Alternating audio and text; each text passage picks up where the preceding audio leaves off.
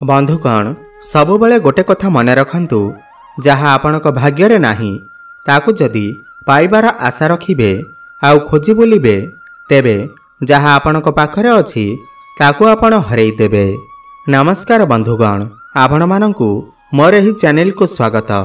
आजिर एही ज्योतिष कार्यक्रम तुला राशि पाई बहुत गुरुत्वपूर्ण अछि।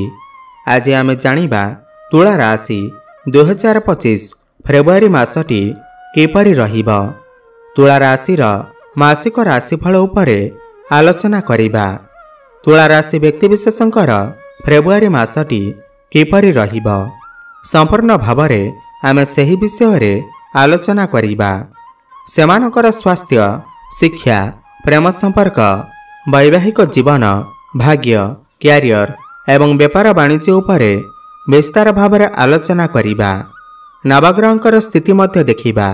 नवग्रह कि प्रकारर फल देबारे सक्षम हेबे। शेषरे अशुभत्व प्रदान करुथिबा ग्रहमानक पाई किछि विशेष प्रतिकार मध्य जानिबा। सेथिपाई भिडियोटी को शेष पर्यंत देखंतु। चलंतु आरंभ करिबा एही कार्यक्रम जहाँकि जन्म राशि चंद्र राशि उपर आधारित। फेब्रुआरी मास आरंभरे तुला राशि रे नवग्रहंकर स्थिति विषय सर्वप्रथमे जानिबा। एहा पूर्वरु जदि आपणकर तुला राशि हुई थाए एवं आपण भी ईश्वरंकु सच्चा हृदय भक्ति करंती, विश्वास करंती, तेबे एही भिडियोटी को लाइक करी कमेंट बॉक्स रे जय मां लक्ष्मी, जय शनिदेव अवश्य लिखि दियंतु। ता सर्वप्रथमे जानिबा एही फेब्रुआरी मासरे तुला राशि रे नवग्रहंकर स्थिति किपरि रहिब। जेबे फेब्रुआरी मास आरंभ हेब तो तुला राशि रे नवग्रहंकर स्थिति किछि एही प्रकार रहिब जेमिति आपण स्क्रीन ने देखुछंती। बंधुगण, राशि चक्रर सप्तम राशि हेउछि तुला राशि एवं आपणक राशिर अधिपति हेउछंती शुक्रदेव एवं शुक्र आपणकर षष्ठ भावरे विराजमान अछंती एवं तांको सहित राहु विराजमान अछंती। आपणकर चतुर्थ भावरे सूर्य एवं बुध विराजमान अछंती। आपणकर पंचमरे शनि विराजमान अछंती। अष्टमरे देवगुरु बृहस्पति, नवम भावरे मंगल विराजमान अछंती एवं आपणकर द्वादश भावरे केतु विराजमान अछंती। ध्यान दे सुनंतु। सबुठ प्रथमे जानिबा आपणकर स्वास्थ्य किपरि रहिब एही फेब्रुआरी मास 2025 रे। बंधुगण, प्रथम भाव हुई थाए आपणकर स्वास्थ्यर भाव एवं प्रथम भावर अधिपति हेउछंती शुक्र एवं शुक्र आपणकर षष्ठ भावरे विराजमान अछंती। देखंतु एही मासरे शुक्र आपणकर उच्चस्थ अवस्थार अछंती जे कि आपणकर राशिर अधिपति अटंती। एही मासरे आपणकर स्वास्थ्य बहुत भल रहिब। आपण स्वास्थ्यवान अनुभव करिवे, किंतु बृहस्पति आपणकर अष्टम भावरे गोचर करुथिबारु समय समय रे आपणकर पेट जनित समस्या, गैस भली समस्या किछि देखा देई पारे। आपणकर टिके मोटापण भली समस्या देखा देई पारे। सेथिपई आपण आपणकर खाद्यपेय उपरे टिके नियंत्रण रक्षा करंतु, नहेले एही मासरे आपणकर स्वास्थ्य बहुत भल अछि। आपण एही मासरे कोनोसी बाहर स्थान को दूर स्थान को यात्रा करि पारंती, तो आपण खाद्यपेय उपरे विशेष ध्यान देबे। एबे जानिबा आपणकर शिक्षा क्षेत्र किपरि रहिब एही फेब्रुआरी मास 2025 रे। बंधुगण, पंचम भाव हुई थाए आपणकर शिक्षा क्षेत्रर भाव एवं पंचम भावर अधिपति शनिदेव पंचम भावरे ही विराजमान अछंती एवं बहुत बलवान अवस्थार अछंती। देखंतु कोनोसी भी ग्रह निज घर को खराब करि न थाए। शनिदेव एठारे आपणकर पंचम भाव को मजबूत बनौछंती, आपणकर पाठपढ़ा को मजबूत बनौछंती। आपण एही मासरे पाठपढ़ारे बहुत अधिक उन्नति करिवे। समस्त कार्य पाठपढ़ा को नहीं जदि आपण कोनोसी बड़ डिसीजन नेबा को चाहुचंती ताहेले निश्चय नै पारिबे। कोनोसी नूतन स्थान रे एडमिशन करि पारिबे, कोनोसी फॉर्म फिलअप करि पारिबे। 10-11 फेब्रुआरी परे बुध एवं सूर्य मध्य आपणकर पंचम भाव को गोचर करिवे एवं बुधादित्य राजयोगर निर्माण करिवे। आपणकर जदि कौनसी एग्जाम अच्छी से आपण निश्चिंत भाव में उत्तीर्ण करेंगे। कॉम्पिटिटिव एग्जाम प्रतियोगितामूलक परीक्षा रे आपण निश्चिंत भाव में सफलता प्राप्ति करेंगे। पढ़ा स्थान में आपण को सम्मानित करा जाई पारे। एही मासरे आपणकर पाठपढ़ार स्थिति बहुत भल अच्छी। एबे जानिबा आपणकर प्रेम जीवन किपर रहिबा एही फेब्रुआरी मास 2025 रे। बंधुगण पंचम भाव ही होई थाए आपणकर प्रेम जीवनर भाव, शिक्षार भाव एवं संतानर भाव मध्य होई थाए। जेमिति कि मैं आपनको कहिली पंचम भावर अधिपति शनिदेव निज घरे बहुत बलवान अवस्था अछंती एवं शुक्र मध्य एही मासरे उच्चस्थ अवस्था अछंती। देखंतु एही मासरे आपणकर प्रेम जीवन बहुत भल अछि, किंतु शुक्रଙ୍କ सहित राहु थिबारु आपणक भितर टिके डाउट आसी पारे। आपणकर पार्टनर को प्रति आपण डाउट करि पारंती, जहा फल प्रेम जीवन रे टिके समस्या देखा देई पारे। नहले एही मासरे भ्रमण सुख आपणको प्राप्ति हेब। आपण आपणकर पार्टनर को सहित कौनसी दूर स्थान को यात्रा करि पारंती। जो मानकर कथावार्ता बंद हो जाइथिला, ब्रेकअप आदि हो जाइथिला, सेमानकर पुणी थरे कथावार्ता होई पारे। पैचअप हेबार मध्य संभावना बनुअछि। एबे कथा हेबा आपणकर वैवाहिक जीवन विषय रे। बंधुगण सप्तम भाव होई थाए आपणकर वैवाहिक जीवनर भाव एवं सप्तम भावर अधिपति हेउछंती मंगल एवं मंगल आपणकर भाग्य भाव रे नवम भाव रे विराजमान अछंती।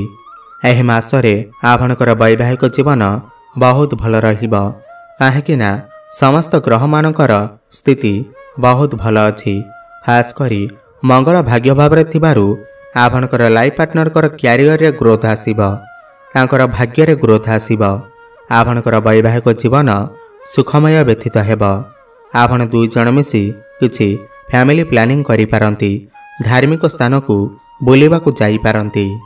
एबे कथा हेबा सबुठारु गुरुत्वपूर्ण विषय वस्तु, जहाँकि आपणकर भाग्य, क्यारियर एवं व्यापार वाणिज्य किपर रहिबा एही फेब्रुआरी मास 2025 रे। बंधुगण नवम भाव होई थाए आपणकर भाग्यर भाव, दशम भाव होई थाए आपणकर क्यारियर भाव। नवम भावर अधिपति हेउछंती बुध। बुध वर्तमान आपणकर चतुर्थ रे अछंती, किंतु 11 फेब्रुआरी परे आपणकर पंचम भाव को चलन करिवे। त्रिकोण को लक्ष्मी भाव को चलन करिवे। एही मासरे आपणकर भाग्य सर्वश्रेष्ठ रहिबा। समस्त क्षेत्र रे भाग्य आपणकर साथ देबा। आपनको कम परिश्रम रे अधिक सफलता प्राप्ति हेबा। एही मास एमिति एक मास अटे आपण एही मासरे जहा इच्छा करिवे ताहा प्राप्ति करि पारिबे, काहेकि ना भाग्य आपणकर पूर्ण मात्रा रे साथ देबा। आपण कोनोसी बड़ इन्वेस्टमेंट करि पारंती, बड़ कार्यर आरंभ करि पारंती, कोनोसी धार्मिक स्थान को यात्रा करि पारंती। आपणकर गृह रे कोनोसी शुभ मांगलिक कार्यर आयोजन मध्य होई पारे। शेयर मार्केट, स्टॉक मार्केट एवं ट्रेडिंग रे काम करुथिबा लोकमानंकु आकस्मिक धन मध्य प्राप्ति हेबा। तो मोटामोटी देखिबा को गले एही मासरे आपणकर भाग्य बहुत भल अछि। आपण कोनोसी गाड़ी मोटर, प्रॉपर्टी किमा नूतन गृह इत्यादि निर्माण करि पारंती। क्यारियर कथा हेबा जदि दशम भाव होई थाए क्यारियर भाव एवं दशम भावर अधिपति हेउछंती चंद्रमा, जे कि प्रति 2 दिन रे थरे राशि परिवर्तन करिथांती।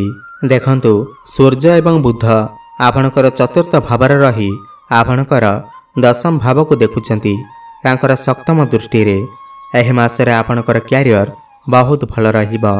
कर्म क्षेत्र रे आपनको सम्मानित करा जाई पारे। सरकारी क्षेत्र रे आपनको लाभ प्राप्ति हेबा। आपणको पाखकु अनेक गुड़िए अपॉर्चुनिटी आसीबा, नुआ काम आसीबा। आपण समस्त कार्य को बहुत सुरखुरी रे करि पारिबे। ओपर ऑफिसरंकर सपोर्ट आपनको प्राप्ति हेबा। आपणकर कर्म पाई आपनको समाज रे सम्मानित करा जिबा। जो माने बेरोजगारी अछंती, जो मानक पाखरे कोनोसी चाकरी बाकरी नाही, तो सेमानको एही मासरे चाकरी मिलिबार बहुत अधिक संभावना रहुअछि। आपण चेष्टा जारी रखंतु। कोनोसी एमएनसी कंपनी रु जॉब ऑफर मध्य आसी पारे। ट्रांसफर हेबार मध्य जग बनुअछि एवं जो माने भी चाकरी करिसेंती सेमानकर प्रमोशन हेबार मध्य जग बनुअछि। व्यापार वाणिज्यर कथा हेबा जदि ସପ୍ତମ ଭାବ ହୋଇଥାଏ ବ୍ୟାପାର ବାଣିଜ୍ୟର ଭାବ ଏବଂ ସପ୍ତମ ଭାବର ଅଧିପତି ମଙ୍ଗଳ ଆପଣଙ୍କର ଭାଗ୍ୟ ଭାବରେ ବିରାଜମାନ ଅଛନ୍ତି।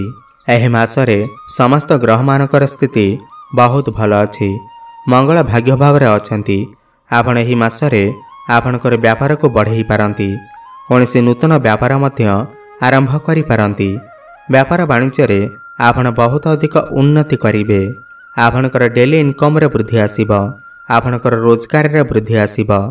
ଆପଣଙ୍କର ଗ୍ରାହକ ବଢ଼ିପାରନ୍ତି। ଆପଣ କିଛି ନୂଆ କରିବାକୁ ଚେଷ୍ଟା କରନ୍ତୁ। ନିଶ୍ଚିନ୍ତ ଭାବରେ ସଫଳତା ପ୍ରାପ୍ତି ହେବ। ଏହି ମାସରେ ଆପଣଙ୍କର ବ୍ୟାଙ୍କ ବାଲାନ୍ସ ବଢ଼ିପାରେ। ଆପଣଙ୍କର ଆୟ ଅଧିକ ରହିବ। ଆପଣ ପଇସା କିଛି ସଞ୍ଚୟ କରିପାରିବେ।